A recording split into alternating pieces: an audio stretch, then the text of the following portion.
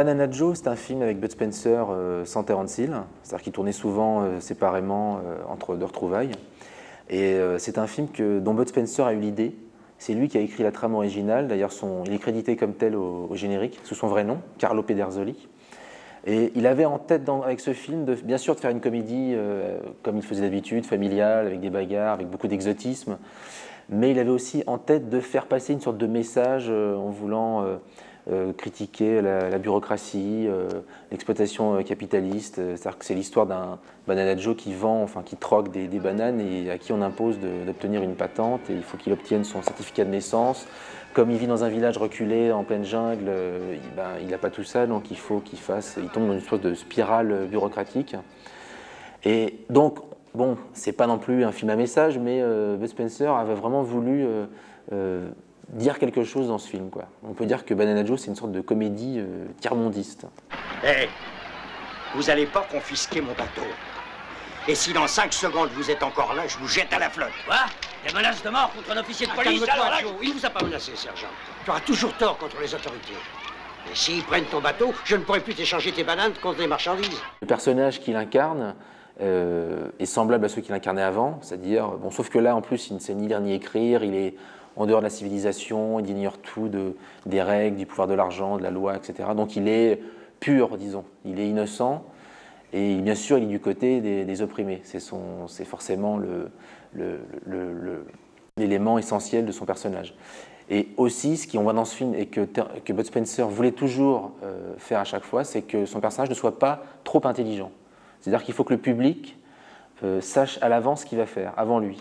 Et pour Bud Spencer, c'est le secret du succès de son personnage et de ses films. Monsieur, qu'est-ce que vous cherchez à cette heure-ci?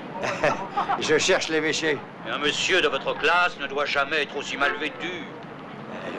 Ah, c'est pour ça que tout le monde me regarde. Ignorez que l'homme qui sait ne peut être habillé que par Quintero. Faites-nous confiance et choisissez votre nouveau costume parmi nos modèles. Merci.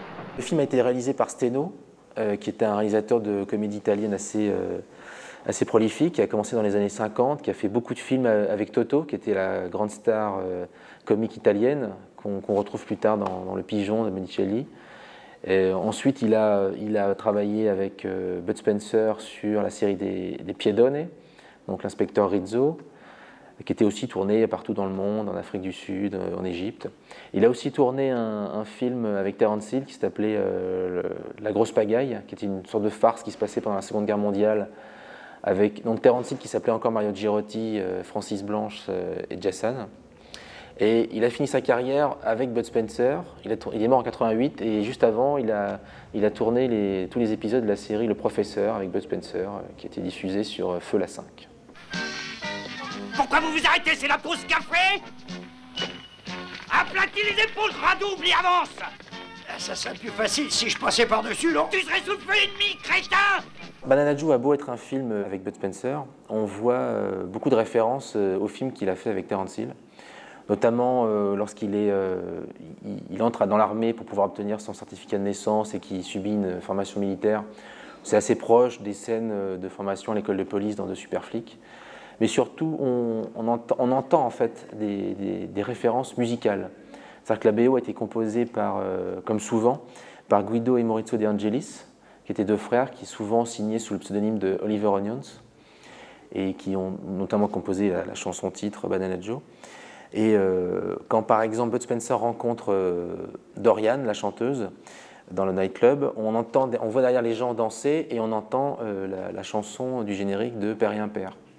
Et ensuite, quand on retourne au village de Bud Spencer qui a été civilisé entre guillemets, où les gangsters ont installé un casino, là c'est carrément le thème du générique de Super Flics.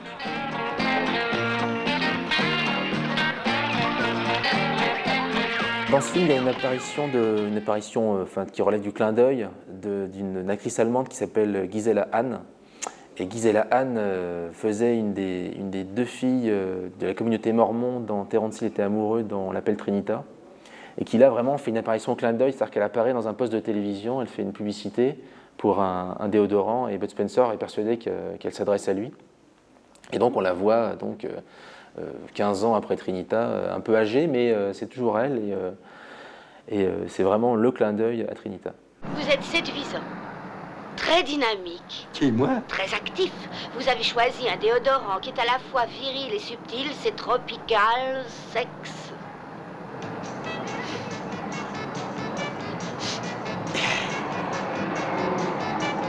Il y a beaucoup d'acteurs allemands et d'actrices allemandes dans les films de Terence Hill, Bud Spencer, parce que en Allemagne, leur succès a toujours été gigantesque, quoi. Ils n'ont jamais eu de problème pour trouver des financements, des coproductions. C'est même aux Allemands qui doivent leur retrouvaille dans Petit Papa Baston en 1994. Et même aujourd'hui, le culte est toujours intact. Oh, banana.